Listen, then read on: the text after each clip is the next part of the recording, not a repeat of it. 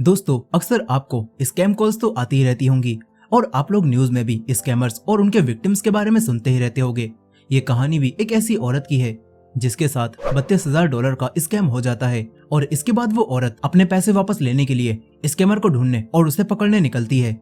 लेकिन क्या वो इस काम में सफल हो पाती है और क्या वो स्कैमर को पकड़ पाती है? चलिए जानते हैं इस कहानी में। तो कहानी की शुरुआत होती है और हमें बताया जाता है कि ये कहानी एक सच्ची घटना पर आधारित है जिसका अब ड्रामेटाइजेशन कर दिया गया है। अब इसके बाद हम मिस किम डुकी नाम की एक लेडी को देखते हैं जो कि कपड़ों की फैक्ट्री में काम करती हैं। यहाँ आज जब मिस किम काम कर रही होती हैं तो तभी उन्हें अपनी बैंक से कॉल आती है और बैंक मैनेजर सोन यहाँ मिस किम से कहता है कि आप कल हमारी बैंक में लोन लेने आई थी और अब हमारी बैंक आपको लोन देने के लिए तैयार है।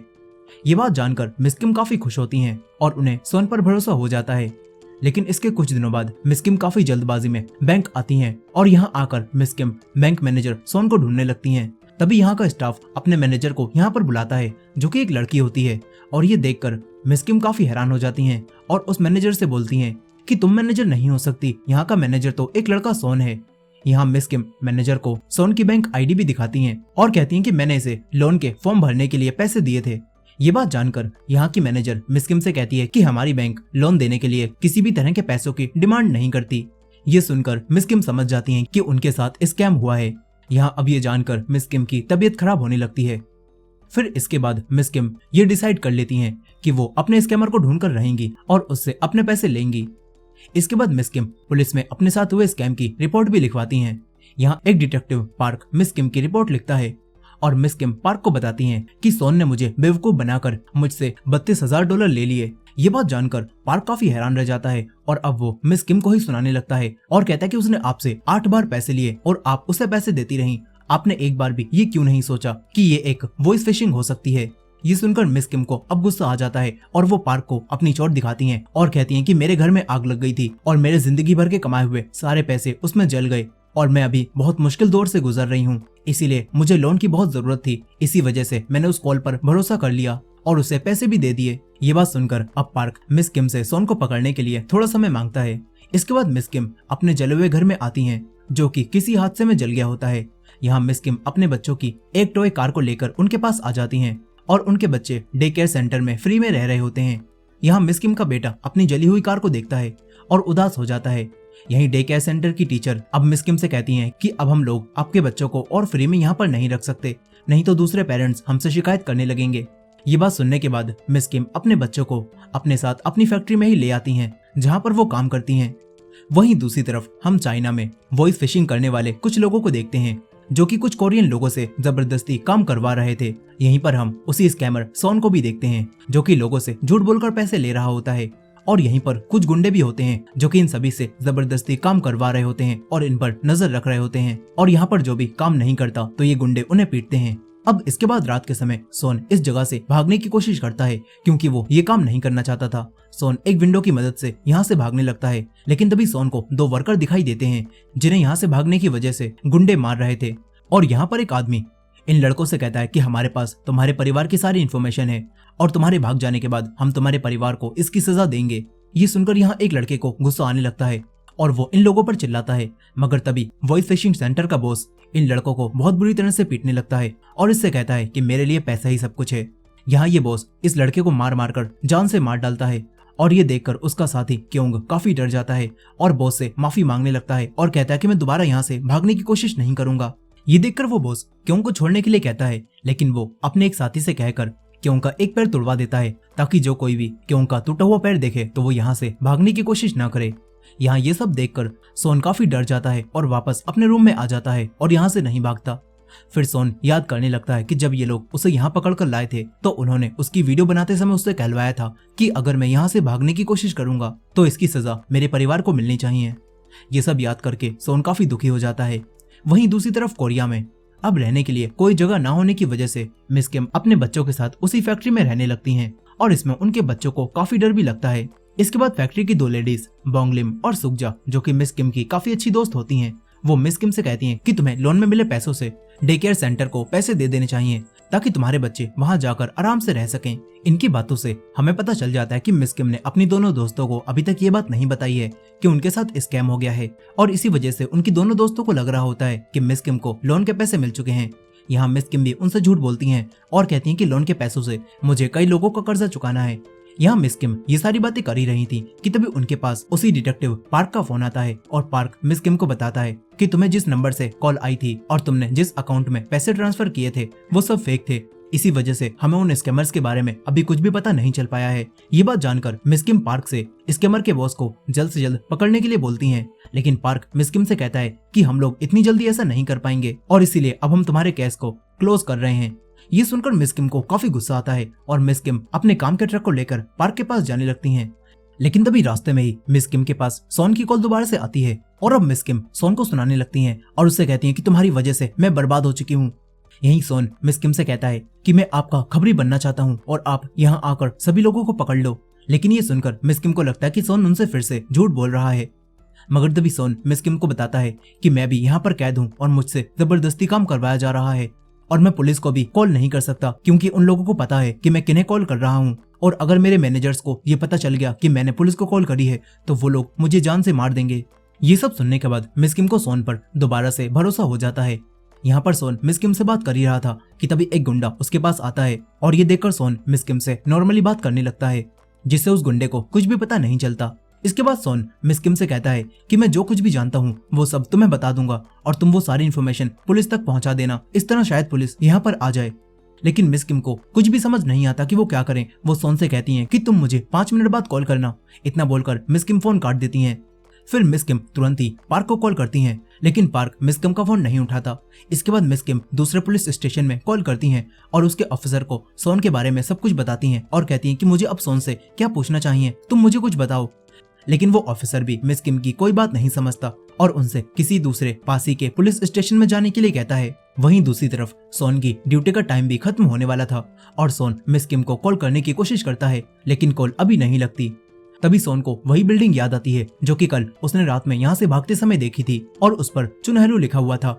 यह अब सोन दोबारा से मिस किम को कॉल करता है और उनसे बात करता है।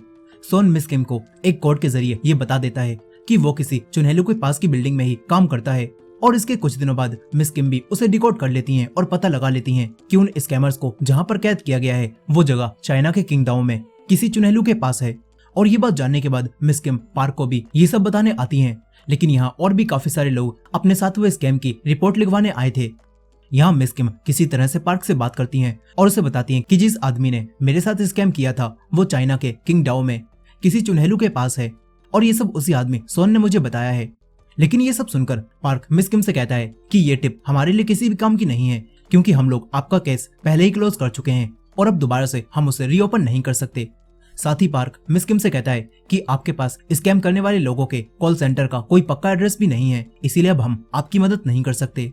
पार्क कहता है कि आपकी ही तरह और भी लोग परेशान हैं और उन सभी लोगों के पैसे मिलाकर $10 मिलियन का स्कैम हुआ है और मुझे उन्हें भी संभालना है। इतना बोलकर पार्क मिस किम के पास से चला जाता है।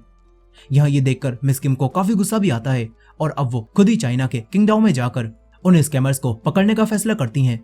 यहाँ मिस किम किंगडाउ के मैप से ये पता लगा लेती हैं कि किंगडाउ में 72 चुनहलू बिल्डिंग्स हैं और उन स्कैमर्स का सेंटर इन बिल्डिंग्स में से किसी एक के पास हो सकता है। यही मिस किम अब दूसरे लोगों को भी वॉइस फिशिंग के बारे में अलर्ट करती हैं और मिस किम काफी सारे ऐसे लोगों से भी मिलती हैं जिनके साथ वॉइस फिशिंग का स्कैम हुआ था और इन सभी का दर्द भी मिस किम की तरह ही होता है। यहाँ मिस किम धीरे धीरे वॉइस फिशिंग के बारे में सब कुछ पता लगाने लगती हैं।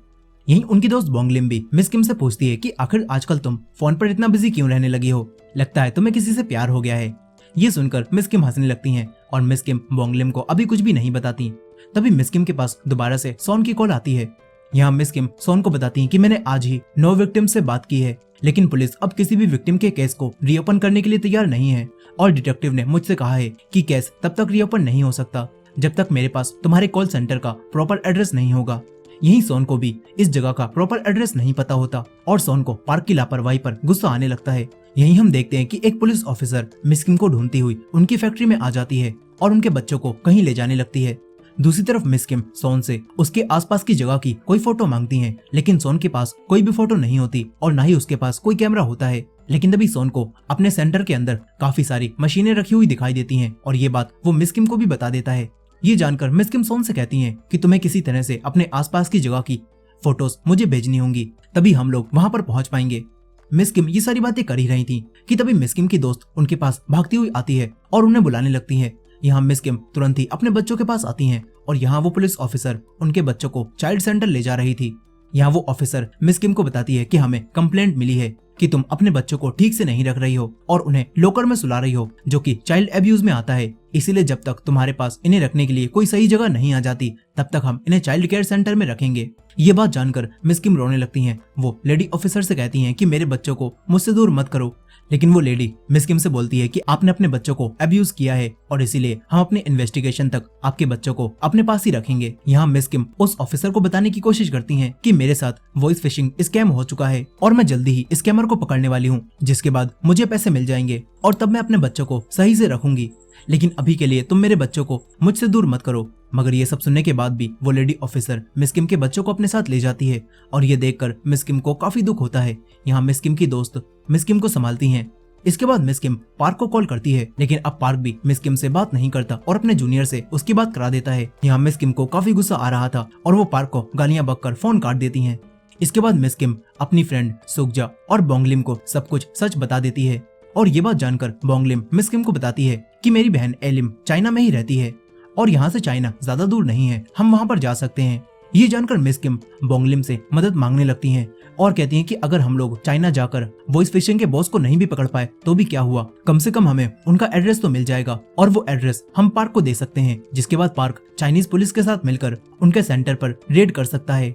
यहाँ मिस किम अपनी दोनों दोस्तों को बताती हैं कि अगर हम लोगों ने उन स्कैमर्स को पकड़ लिया तो हम लोगों को $1,00,000 का इनाम भी मिल सकता है। और ये बात जानकर बोंगलिम और सुकजा चाइना जाने के लिए तुरंत ही तैयार हो जाती हैं। फिर अपने काम से छुट्टी लेकर मिस किम अपनी दोनों दोस्तों के साथ चाइना आ जाती हैं। यहाँ बोंगलिम की बहन एलिम इन सभी को पिक करने आती है और फिर बोंगलिम मिस किम से पूछती है कि क्या हम लोग 3 दिन में उस एड्रेस को ढूंढ पाएंगे। इस पर मिस किम बोंगलिम से कहती हैं कि हमें बस 9 फैक्ट्रीज को ही चेक करना है, क्योंकि सोन ने मुझे बताया था कि सेंटर में काफी सारी मशीनें रखी हैं, इसका मतलब है कि वहाँ पर सिलाई का काम होता है। इसके बाद मिस किम चुनहेलू नाम की हर एक बिल्डिंग में जाकर वहाँ की पासे की फैक्ट्री को चेक करने लगती हैं। यहाँ मिस किम और बोंगलिम फैक्ट्री के बॉस को जबरदस्ती अपने कपड़ों के सैंपल्स दिखाने लगती हैं और मिस किम अंदर चेक करती हैं, लेकिन उन्हें यहाँ पर कोई भी कॉल सेंटर दिखाई नहीं देता। यही फैक्ट्री का बॉस भी बोंगलिम को धक्का मारकर गिरा देता है, जिससे बोंगलिम की उंगली टूट जाती है। वहीं दूसरी तरफ सोन भी अपने दोस्त से पूछता है कि आखिर हमें फोन क्यों नहीं दिया जा रहा। इस पर सोन के दोस्त उससे कहते हैं कि अगर तुम्हें फोन चाहिए तो तुम्हें मैनेजर की गुलामी करनी पड़ेगी। यहाँ हम उसी लड़के क्यों को भी देखते हैं जिसको बॉस ने जिंदा छोड़ दिया था और उसकी एक टांग तोड़ दी थी, और अब यहाँ पर एक और लड़का भी क्यों को काफी बुरा पीटता है। ये देखकर सोन को गुस्सा आ जाता है और सोन उस लड़के को रोकने लगता है, लेकिन तभी वो लड़का सोन को भी काफी पीटता है। फिर सोन पिटने के बाद उसी लड़के क्यों को उसके रूम में छोड़ने जाने लगता है। इसके बाद रात के समय सोन मैनेजर के पास भी आता है और उसे यहाँ पर कमाए हुए सारे पैसे देता है और कहता है कि मैं आपसे जितने भी यहाँ पर पैसे कमाऊंगा वो सब तुम्हें ही दे दूंगा, लेकिन मुझे बस तुम्हारी टीम में आना है। यहाँ मैनेजर सोन के सारे पैसे ले लेता है और उसे अपनी टीम में रख लेता है, जिसके अगले दिन से सोन यहाँ पर गार्ड बन जाता है और सभी लोगों पर नजर रखने लगता है। और वही आदमी जो कि पहले गार्ड था वो अब दूसरों को कॉल करने लगता है। इस तरफ मिस किम काफी सारे चुनहेलू नाम की बिल्डिंग्स के पास कॉल सेंटर को ढूंढती हैं, लेकिन उन्हें स्कैमर्स का सेंटर कहीं भी नहीं मिलता। वहीं सोन भी मैनेजर की टीम में आकर उसी लड़के पर रौब जमा रहा होता है जिसने उसे पीटा था। साथ ही अब सोन के पास फोन भी आ जाता है, जिससे सोन इस जगह की और सारे डॉक्यूमेंट्स की फोटो लेने लगता है। फिर सोन मिस किम को वो फोटो भेजने की कोशिश करता है, लेकिन नेटवर्क न आने की वजह से वो फोटो मिस किम को नहीं भेज पाता। वहीं दूसरी तरफ मिस किम और बोंगलिम पूरी 9 चुनहेलू नाम की बिल्डिंग्स के आसपास स्कैमर्स के सेंटर को ढूंढती हैं, लेकिन उन्हें स्कैमर्स का सेंटर कहीं भी नहीं मिलता। और ये लोग सोचने लगती हैं कि सोन ने मिस किम से दोबारा से झूठ बोला था, क्योंकि मिस किम ने यहाँ आने के लिए इनसे झूठ बोला था और इन्हें बताया था कि यहाँ पर 9 ही चुनहेलू बिल्डिंग है। लेकिन अब मिस किम इन्हें बताती हैं कि इस जगह किंदाओ में 9 नहीं बल्कि 72 चुनहेलू बिल्डिंग्स हैं। और ये सुनकर सभी लोग हैरान रह जाती हैं। यहाँ मिस किम इन सभी से सारी जगहों को अब चेक करने की रिक्वेस्ट करने लगती हैं। वहीं स्कैम सेंटर में अब सभी लोग एक कॉन्फ्रेंस में अपने बॉस के आने का इंतजार कर रहे होते हैं और तभी ये सभी लोग आपस में बात करते हैं, जिससे हमें पता चलता है कि इनका बॉस एक और सेंटर खोलने वाला है। यहाँ ये लोग अपने बॉस की बुराई करने लगते हैं, मगर इनका बॉस अपनी कार में बैठकर कैमरों से ये सब देख रहा होता है और ये सुनकर उसे काफी गुस्सा आता है। तभी बॉस का आदमी बॉस से कहता है कि बॉस इन्हें खत्म कर दें क्या। लेकिन बॉस अपने आदमी से कहता है कि अभी नहीं, काम खत्म होने के बाद इन सभी को मार देना। इस तरफ सोन भी अपने कुछ टीम के लोगों के साथ मिलकर कुछ और नए लड़कों को झूठ बोलकर सेंटर में लाता है और ये लोग उन लड़कों को भी यहाँ पर कैद कर लेते हैं। यहाँ सोन को ये सब करना अच्छा तो नहीं लगता, लेकिन मजबूरी में उसे ये सब करना पड़ रहा था। यही अब मैनेजर नए लड़कों को बंद करके यहाँ से चला जाता है और ये देखकर सोन मौका मिलते ही चुपचाप उसके कंप्यूटर के पास आ जाता है। यहाँ सोन कैमरों से बचते हुए सारी फाइल्स और उन सभी फोटोज को मिस किम को सेंड करने लगता है, लेकिन तभी क्योंग उसे ऐसा करते हुए देख लेता है। मगर क्योंग को कुछ भी समझ नहीं आता कि सोन क्या कर रहा है। यहाँ सोन क्योंग से कहता है कि मैंने तुम्हारी जान बचाई थी, इसीलिए मेरा तुम पर एहसान है और अब तुम मेरी मदद करो और बाहर जाकर मेरा इंतजार करना और इसके बारे में किसी को भी मत बताना। यहाँ सोन क्योंग से कहता है कि अगर तुम इस काम में मेरी मदद करोगे तो मैं तुम्हें यहाँ से बाहर जरूर निकालूंगा। ये सुनकर अब क्योंग मैनेजर और दूसरे वर्कर्स का ध्यान सोन की तरफ से भटकाने लगता है और अब क्योंग की मदद से सोन उन फाइल्स को सेंड करने में कामयाब हो जाता है और फिर वहीं कोरिया में पुलिस को ये सारे एविडेंस मिल जाते हैं, जो देखकर पार्क तो काफी हैरान होता है और समझ जाता है कि मिस किम अब तक सच बोल रही थी, क्योंकि ये सारे वैक्स मिस किम के नाम से ही आए होते हैं। वहीं चाइना में मिस किम और उनकी साथी स्कैमर्स के सेंटर को ढूंढ कर काफी परेशान हो जाती हैं। तभी मिस किम के पास पार्क की कॉल आती है और पार्क मिस किम को तुरंत ही पुलिस स्टेशन आने के लिए बोलता है, मगर मिस किम पार्क को बताती हैं कि मैं अब चाइना में हूँ और हम लोग स्कैमर्स के एड्रेस को पता करने यहाँ पर आए हुए हैं। ये बात जानकर पार्क मिस किम से कहता है कि आपको अकेले बॉस को ढूंढना काफी खतरनाक हो सकता है। यहाँ पार्क मिस किम को सोन के भेजे हुए उन्हीं सारे सबूतों के बारे में बता देता है और मिस किम से अपने किए की माफी मांगने लगता है। ये सारी बातें जानने के बाद मिस किम तुरंत ही पार्क से वो फोटो और फाइल्स मांगती हैं और अब इस सब से मिस किम काफी खुश हो जाती हैं। फिर पार्क के भेजे फोटो की मदद से मिस किम उस चुनेलू बिल्डिंग के पास पहुंच जाती हैं, जिसके बारे में सोन बता रहा था और इस तरह मिस किम को वो बिल्डिंग मिल जाती है जिसके अंदर उन सभी लड़कों को कैद किया गया है और उनसे स्कैम करवाए जा रहे हैं। यहाँ उस बिल्डिंग के बाहर मिस किम को सोन भी दिखाई देता है। ये देखकर मिस किम तुरंत ही सुकजा को सोन की फोटो लेने के लिए बोलती है ताकि वो लोग इस फोटो को पार्क को दिखा सकें और ये बता सकें कि उनके पास स्कैमर्स के सेंटर का पक्का एड्रेस आ चुका है। और यहाँ सुकजा भी सोन की फोटो लेने लगती है, लेकिन तभी इन सभी को पता चलता है कि सुकजा तो कैमरे में मेमोरी कार्ड डालना भूल गई थी, जिस वजह से सोन की फोटो नहीं आई, जो जानकर ये लोग दुखी होती हैं। तभी यहाँ पर मिस किम देखती हैं कि इस बिल्डिंग के बाहर लोगों ने काम करने के लिए अपनी सिलाई मशीन लगा रखी है और लोग उनके पास आ भी रहे हैं। ये देखकर अब मिस किम और बोंगलिम यहीं पर एक सिलाई मशीन लगा लेती हैं और सोन का ध्यान अपनी तरफ करने की कोशिश करती हैं। यहाँ सोन भी मिस किम के लिखे मैसेज को देखकर उन्हें पहचान जाता है, लेकिन उन्हें कोई भी रिस्पॉन्स नहीं देता ताकि उसके मैनेजर को शक ना हो। इस तरफ पार्क भी अपने सीनियर ऑफिसर से बोलता है कि मुझे चाइना भेज दो, हम वहां जाकर और अच्छे से इस केस की छानबीन कर सकते हैं। लेकिन सीनियर ऑफिसर पार्क से कहता है कि कॉल सेंटर के पक्के एड्रेस के बिना हम तुम्हें वहां पर नहीं भेज सकते। तभी यहाँ पर मिस किम पार्क को कॉल सेंटर और सोन की फोटो भेज देती हैं और यही चीज पार्क अपने सीनियर को दिखाता है और ये देखकर पार्क का सीनियर उसे चाइना भेजने के लिए मान जाता है। इस तरफ मिस किम स्कैमर्स के सेंटर पर नजर रखने लगती हैं। तभी सोन और उसका मैनेजर मिस किम के पास कुछ कपड़े सिलवाने आते हैं, लेकिन यहाँ पर मिस किम को मैनेजर की भाषा समझ नहीं आती क्योंकि उन्हें बस कोरियन आती थी और इसी वजह से अब वो मैनेजर यहाँ से जाने लगता है। मगर तभी बोंगलिम यहाँ पर आ जाती है जो कि चाइनीज भाषा जानती थी और यहाँ पर वो मैनेजर से बात करने लगती है। बोंगलिम मैनेजर का ध्यान भटकाती है और उसे अपने साथ ले जाती है। तभी सोन मिस किम से बात करता है और ये कंफर्म कर लेता है कि वो ही मिस किम है। फिर यहाँ पर मिस किम सोन को एक फोन भी दे देती है ताकि वो उनके साथ कॉन्टेक्ट में रह सके।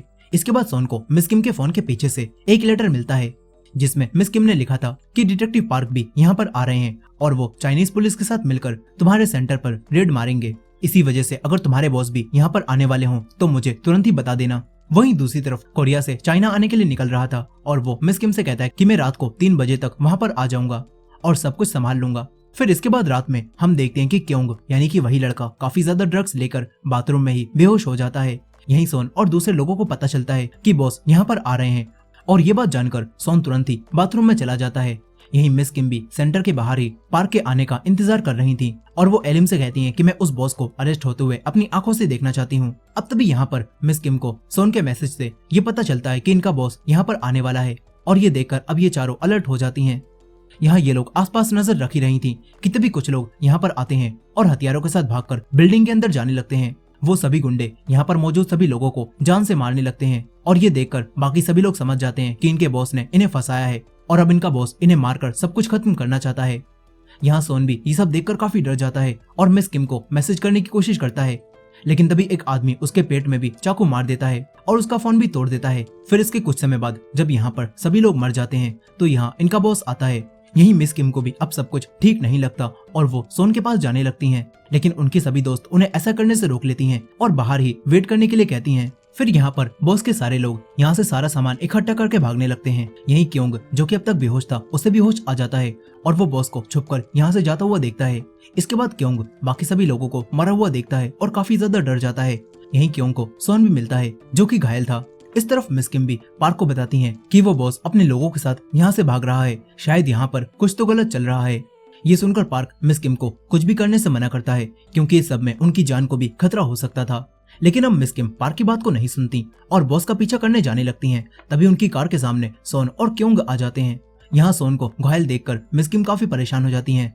तभी सोन मिस किम को अपना फोन देता है और कहता है कि मैंने इस फोन के अंदर सब कुछ रिकॉर्ड कर लिया है। साथ ही यहाँ पर सोन मिस किम से उनके साथ स्कैम करने के लिए माफी भी मांगता है। यही क्योंग इन सबको बताता है कि मैंने बॉस को देखा था। यहाँ क्योंग उसकी ड्राइंग बनाने लगता है।